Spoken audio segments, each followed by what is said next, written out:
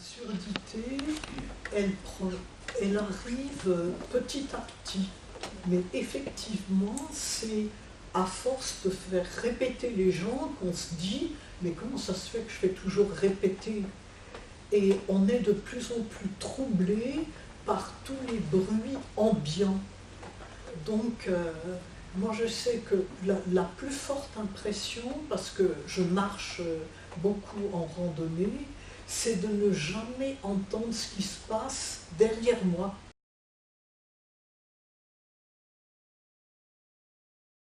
Geneviève, moi j'ai une autospongiose, donc je pense que vous savez ce que c'est une autospongiose? Oui? Non? Non, non. Une autospongiose, ça atteint l'oreille moyenne, c'est-à-dire que les osselets, l'enclume, le marteau, ça vous dit quelque chose? Oui. Ne vibrent plus, donc il n'y a pas de transmission des sons. Donc j'ai été opérée, moi, la première fois. Ça fait 40 ans, à Béziers. C'est une opération qui se fait sous microscope. On nous prend une veine là, et on met du téflon, ça s'appelle du téflon interposition, et ça permet d'avoir ces vibrations que nous n'avons plus dans l'oreille.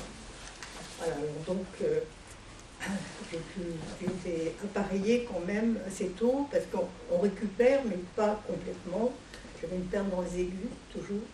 Et j'ai été appareillée, je suis appareillée depuis 27 ans, donc avec différents appareils, des intras et tout, et puis maintenant de plus en plus grand. Voilà. Anne-Marie. Alors, moi je suis malentendante, mais à l'époque on ne disait pas ça. Depuis que je suis toute petite, parce que j'ai eu beaucoup d'otite, les tympans complètement perforés, mais pour moi, ce n'était pas vraiment un problème. Je vivais avec, quoi, j'avais l'habitude. Et plus tard, à l'âge adulte, j'ai consulté, sans doute j'aurais mieux fait de ne pas le faire, un médecin qui m'a proposé une opération et un traitement de gouttes auriculaires. Et c'est le traitement médicamenteux plus l'opération qui m'ont sérieusement détérioré les oreilles. Donc une à 65% à peu près et l'autre complètement. Ce qui fait que j'ai été appareillée, j'avais 26 ans, j'en ai 67, donc ça fait un moment. Et l'autre oreille est restée sourde complètement pendant 3 ans et j'ai été implantée il y a 8 ans, 9 ans. Donc j'ai 2 expériences, un appareillage auditif et un implant cochléaire. Et sur des histoires de surdité peut-être un peu différentes de celles de gens qui deviennent sourds avec l'âge parce que les cellules s'abîment. Voilà. Qu'est-ce que ça vous apporte, la RDVS? Et pourquoi? Et du coup, pourquoi au début vous y êtes entré dans cette association?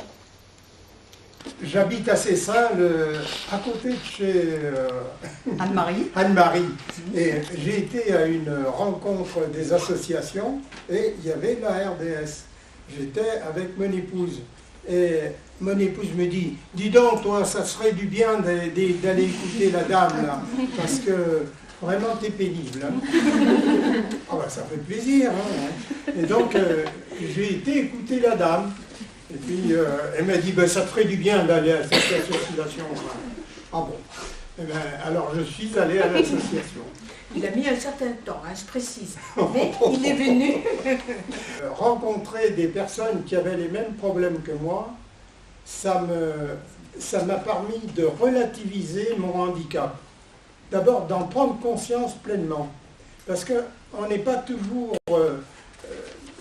L'handicapé a déjà du mal lui-même à accepter ce handicap. Et ensuite, on ne se rend pas toujours compte des conséquences qu'il peut y avoir. Il y a beaucoup de personnes qui font des dépressions nerveuses et d'autres même qui vont plus loin. Donc ça veut dire que ce n'est pas sain pour nous, mais aussi pour les personnes qui sont en face, parce qu'elles ne se rendent pas toujours compte qu'on est handicapé. Il faut vraiment que la personne qui me parle soit en face. du coup, alors que j'étais très sûre de moi, je suis devenue très hésitante et à la limite peureuse. Parce que tout d'un coup, il y a quelqu'un qui me dépasse, même à pied, et je n'avais pas du tout prévu cette situation.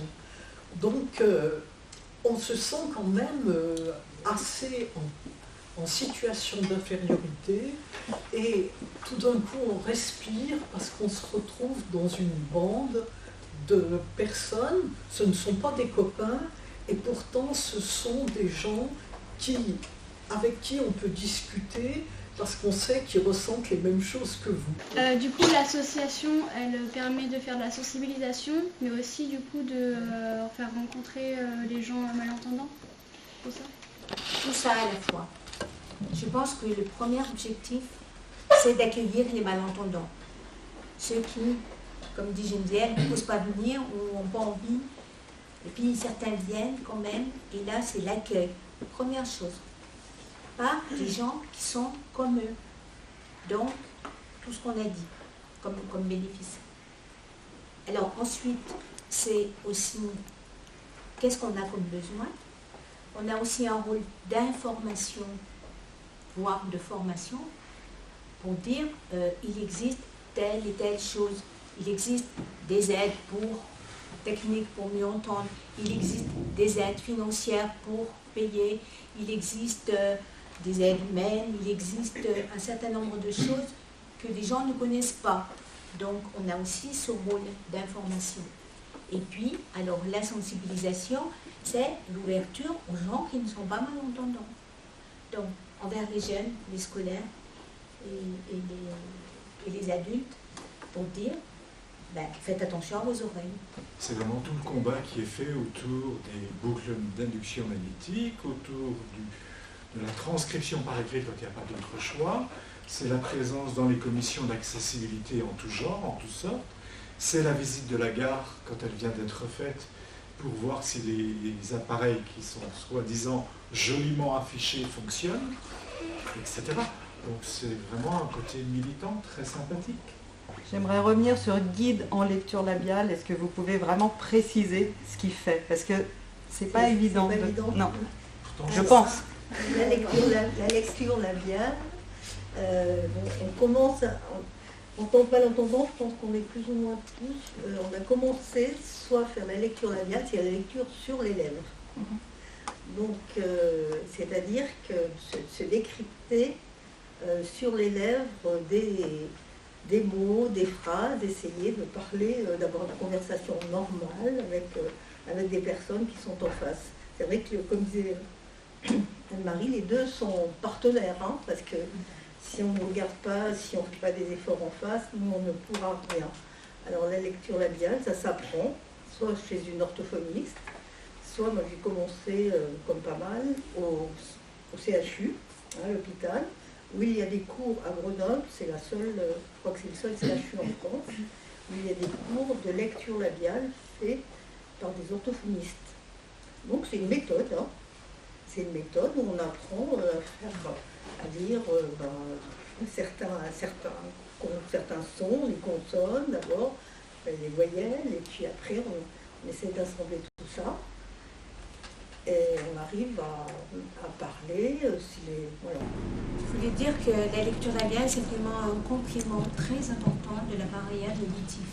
Et que quand on a un bon appareillage et une bonne lecture labiale, on est plus à l'aise, beaucoup plus à l'aise. Vous parliez du LPC. Vous ne pensez pas que par rapport à l'intelligibilité des mots, au fait que vous vous fatiguez, ça pourrait être une bonne chose? Après, je sais qu'on a eu un codeur qui disait que c'était très compliqué de décoder. Mais vous avez quel rapport vis-à-vis du LPC, justement?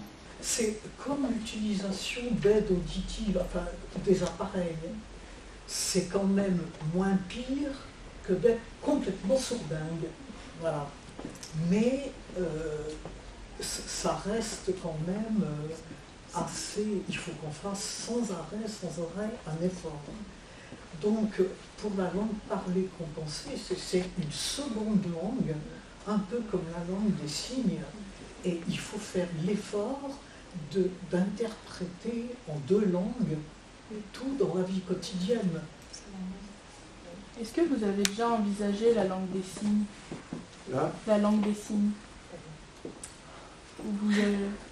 Ça vous a paru une évidence de continuer de parler comme vous aviez appris, quoi? Pour moi, la langue des signes, c'est un autre monde. Parce que ma ça. Parce que je ne peux plus communiquer avec tout. Là, en lecture labiale, je communique, et mes appareils, je communique pratiquement avec pas mal de monde. En langue des signes, si je n'ai pas un interprète, si je n'ai pas quelqu'un qui parle la langue des signes.